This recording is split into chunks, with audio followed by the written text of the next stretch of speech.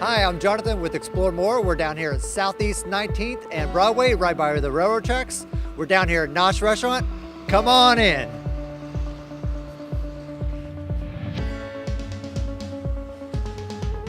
All right, Kim, so I've heard that you guys have some specials that you guys do, and especially with the Valentine season coming up, what does that look like?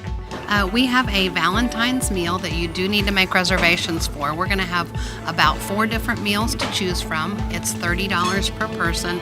We will have wine and dessert available as well. You also can get a Valentine's take and bake meal to take home. It comes with a dozen roses and some bath salts and tea candles. You do have to make reservations on that as well.